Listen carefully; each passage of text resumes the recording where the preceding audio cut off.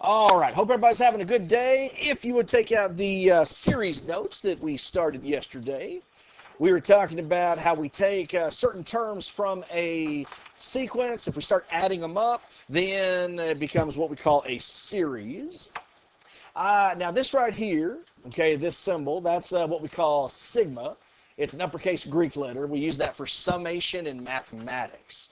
What we were talking about yesterday was arithmetic, and I believe we started with geometric. We got to a particular problem. Let's run through a couple of these just to make sure. Here were the two formulas we were using in order to add terms of a sequence.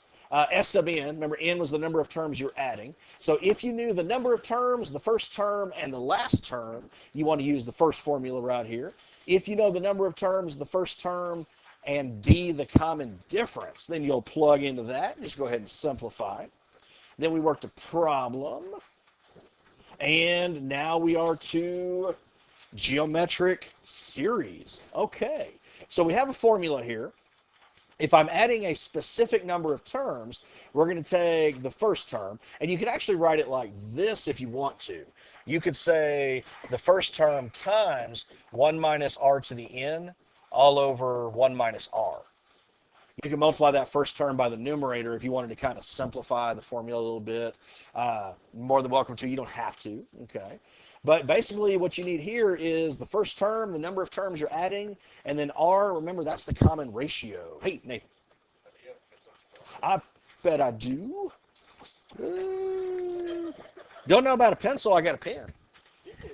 There we go. Oh, you got it? I insulted it with a pen. What's that? It's mightier than the sword. All right. Now, the other one we haven't really gotten to yet, the sum of an infinite geometric series is just the first term divided by 1 minus r. We haven't seen any of those yet, but there's one condition. It has to converge, and your value of r, the common ratio, its absolute value has to be less than 1. Okay, well, let's take a look at an example. Okay. Find the sum of the geometric sequence.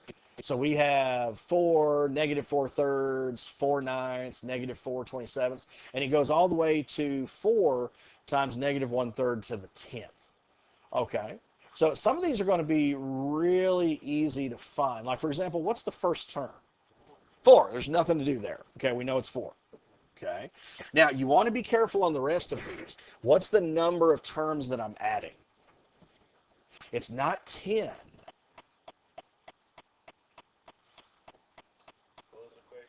Okay, what's the number of terms that I'm adding here? No, just for this set, starting with 4 and ending with this term. So that's not the 10th term. Okay, it is 11, yes. Now, let's talk about this. Remember, in order to generate the sequence, you remember the explicit form for a geometric sequence looked like this. A sub n is equal to the first term times r to the n minus 1, right? Okay. Well, this term here represents the last term. So why don't I go ahead and say 4 times negative 1 third to the 10th equals, and set it equal to my expression. A sub 1 times r to the n minus 1. Well, right away, just by comparing the two, were we correct in saying that 4 was the first term? Yeah. So this equals this. We should also be able to say that the common ratio is what? It is r, but is negative 1 third. Okay, negative 1 third. Well, you guys remember, think back to your exponent rules. You remember if you have one exponential equal to another, like let's say I have a to the m equals a to the n. Okay. If one exponential equals another and their bases are identical, then I can say m equals n. Okay. Well, I know that 4 is a sub 1. I know that negative 1 third is r. So these guys equal each other. So I should be able to say that 10 equals n minus 1. So how would I go ahead and figure out the number of terms that I'm adding? Just add the 1, solve for n. And there we go. So n equals 11. So there are 11 terms in the sequence that we're actually going to add up. Now, you could look at the function and go ahead and see that, r equals negative 1/3. Remember, there was also another way to do this.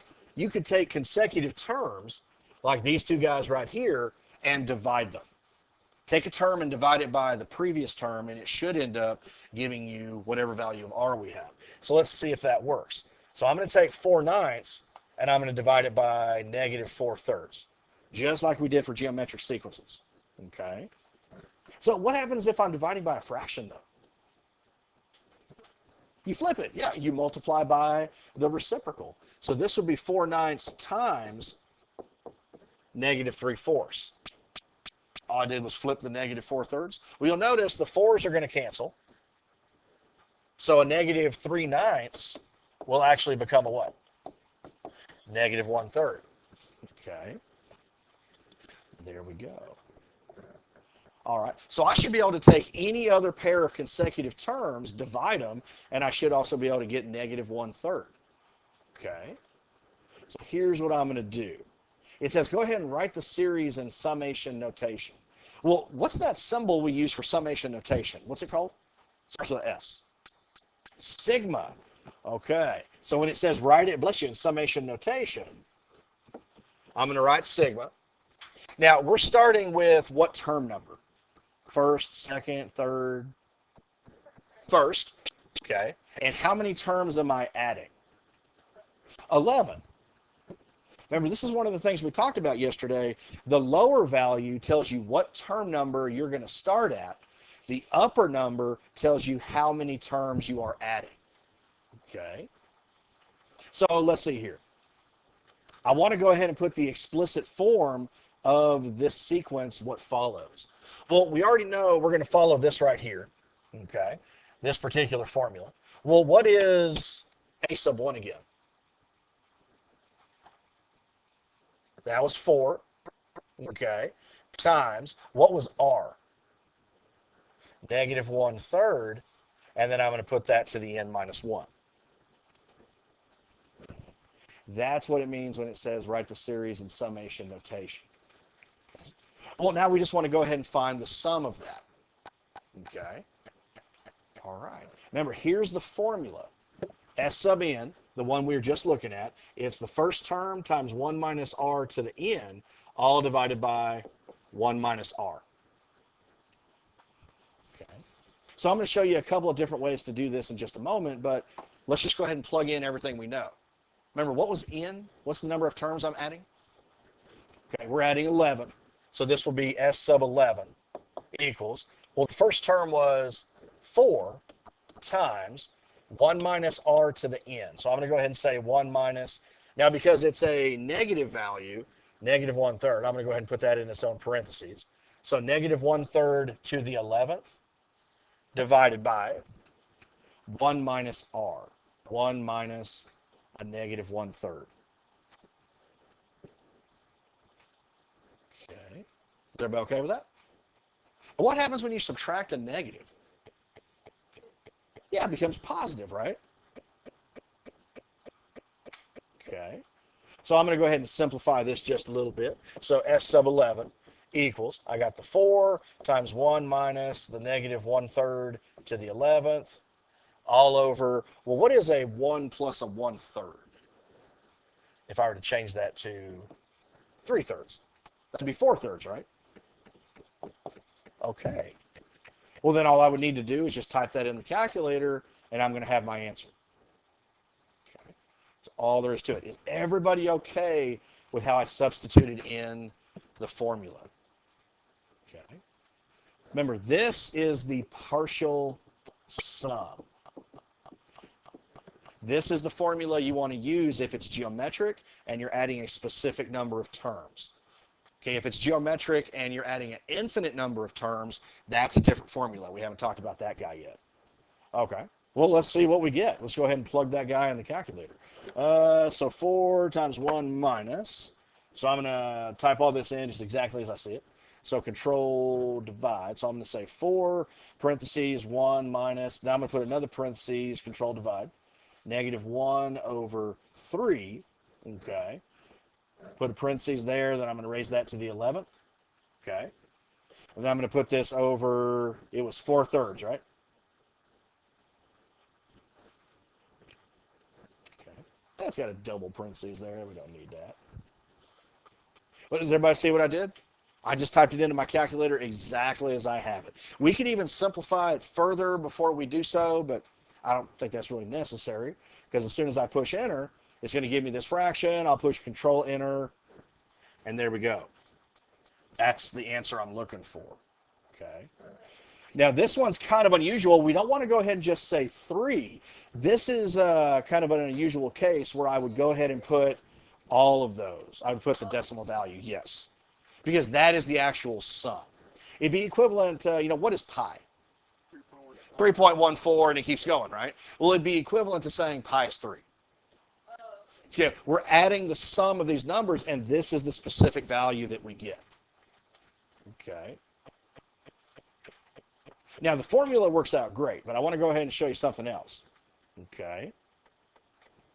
Take a look at this. Let me go ahead and push enter, because, get past that. If you go ahead and push this button right here between 9 and your catalog, okay, this button right there, okay, is there anything there that you notice in the second row? Right after the matrices, you see that sigma symbol. Okay. So if it'll let me put this here. There you go. Now you could go ahead and type in the summation notation that you created. You don't worry about the formula. It'll give you everything you need. Of course, you're just going to have to change n to what? N to x. Okay, so I'm going to go ahead and say x equals 1. Okay, remember we were going to add up the first 11 terms? Okay, and then the formula here. Now remember, this is the original formula. Okay, we're talking about this. We're not plugging it into the formula that gets you the actual sum. This calculator is going to do everything for us.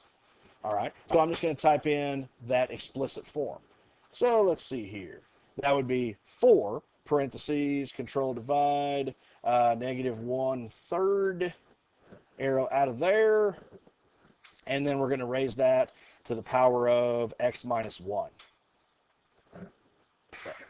There we go. So as soon as I push enter, does that fraction look familiar? Yes, it does. Okay. There you go. I just changed that to a decimal. It gives me the exact same thing. Okay. So this is something I did not show IS because I wanted them to work it out by hand. But if you're wanting to confirm, if you use the formula and you want to make sure that you get that right, there is the summation command there in the calculator. Remember, how did I get there? Okay, this button between 9 and the catalog, okay, right here. It'll highlight red so you can see it on the video. And you'll notice it's in the second row right there at sigma. Okay, and then you just plug in your values. Okay. All right. So good. Any questions on that? Easy? Okay. All right. Well, let's take a look over here.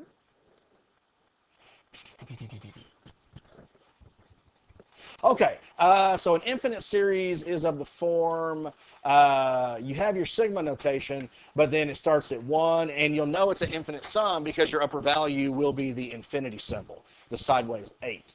Okay, well, that's just telling you that you're going to go ahead and add those over and over and over and over and over again. So example 3, looking at the limits of partial sums. For each of the following series, find the first 5 terms in the sequence of partial sums. Which of the series appears to converge? Okay. So let's say I have this right here. 0.1, 0.01, 0.001, 0.0001. What do you think the next term would be? 0.00001. Then there would be 5 zeros, 1. Then there would be 6 zeros. So we know the pattern, right? Okay. But when it's talking about looking at limits of the partial sums, let's say I want to look to see if I can find this infinite sum. Now, how do I know this goes forever? Yeah, I remember the ... right there at the end. What you do in order to find what it's talking about, the first 5 terms for the sequence of partial sums, you start with the very first term. So I'm going to go ahead and say 0.1. Okay, that's the first term in the sequence. Okay, of partial sums, that is. Okay. Now I want to add the first 2. So what's a 0.1 plus 0.01? That'd be 0.11. Now I want to add the first 3. There you go. 0.111. But do you see how I'm doing this? If I'm wanting to take that infinite sum, if we want to realize if it converges, we start with the first term. Then we add the first 2. Then we add the first 3. Now we're about to add what? The first 4. So that's how you generate the first 5 terms of the sequence of partial sums.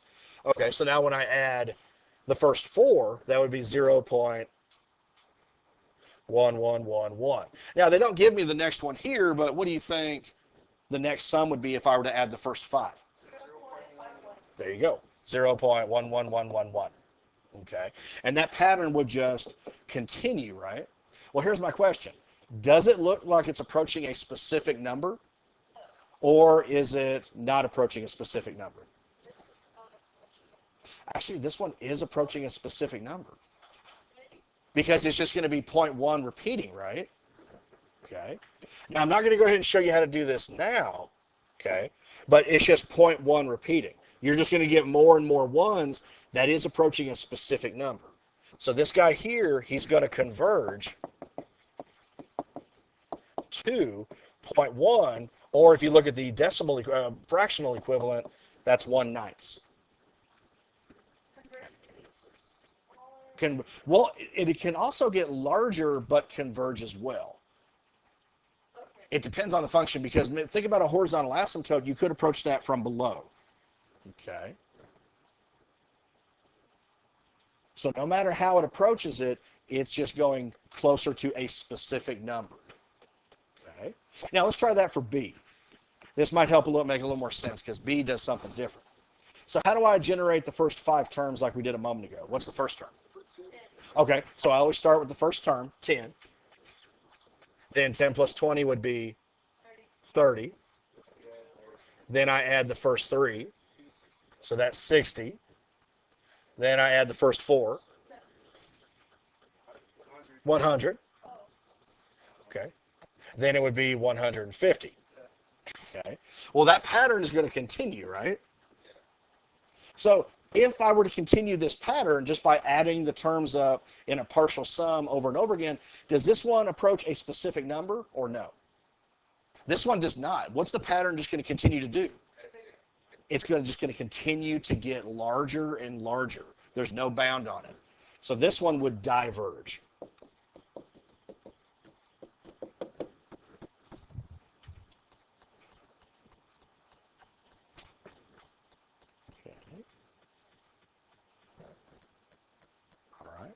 Now, the way we're going to go ahead and do it, I just wanted to go ahead and give you another way just in case those of you who may go on to calculus are going to see this particular method. But what we're going to do when we talk about infinite sums, we're going to go ahead and use a formula. Okay. Now, there's just one condition. Okay. The condition is that the value of r, the absolute value, be less than 1. If this is true, I can use this formula right here. The infinite sum is the first term divided by 1 minus r. Okay. So now I want to go back and take a look at these guys using that formula, okay, that I showed you just a moment ago. Now we know these are infinite again because it's the dot, dot, dot. So let's take a look at this. Okay. Well, we already know the first term is 0.1. Okay. So a sub 1 equals 0.1. Okay. What is r, though? It is the common ratio, but how did we find the common ratio a moment ago when we had that previous problem? We took consecutive terms and we did what? Oh, we didn't add them. We divided them. So choose a couple of terms. Doesn't matter. Any 2 terms from this right here. Okay, so let's choose these 2 right here. In order to find r, I'm going to take a term and I'm going to divide it by the previous term. Okay, so let's see what that gives me. 0.001 divided by 0.01. Okay, so it's giving me 0.1. Okay, so I'm going to come back over here. So r is equal to 0.1. Okay. Now, let's apply this. Is the absolute value of 0.1 less than 1? Yes. So I can use this formula, and I should be able to find the infinite sum, right? Let's see. S equals, well, the first term is 0.1 divided by, now I want 1 minus r. So 1 minus 0.1. Okay. Well, I get the 0.1 on top. Well, what's a 1 minus a 0.1? 0.99999? 1 minus 0.1? That's just 0.9, right? Okay. So you remember a second ago, we said that this problem converged to 0.1 repeating? Let's see something. What is 0.1 divided by 0.9? Math. See, it's just different ways of getting the same thing. How many people are planning on going into calculus? Anybody? A few folks? Okay. So just in case I wanted to show you that method, I'm not going to hold you to where you're adding the first two, the first three. We'll use the formula. Okay. So take a look at the next one. Okay. And in fact, it diverges, so I'm not going to worry about that. So we did actually get 0.1, the same answer we got previously. Oh, repeating. Okay. So now,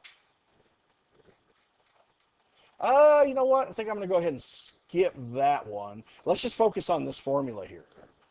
The geometric series converges if and only if the common ratio, its absolute value, is less than 1. And here's my formula. You only use this formula if it's an infinite sum. If you're adding a specific number of terms, it's the previous formula that had a sub 1, 1 minus r to the n over 1 minus r. Okay. Oh, and I'm looking at the clock. I'm seeing 12:15. Why don't we go ahead and stop here, and then you have the rest of the time for your quiz. Okay. All right.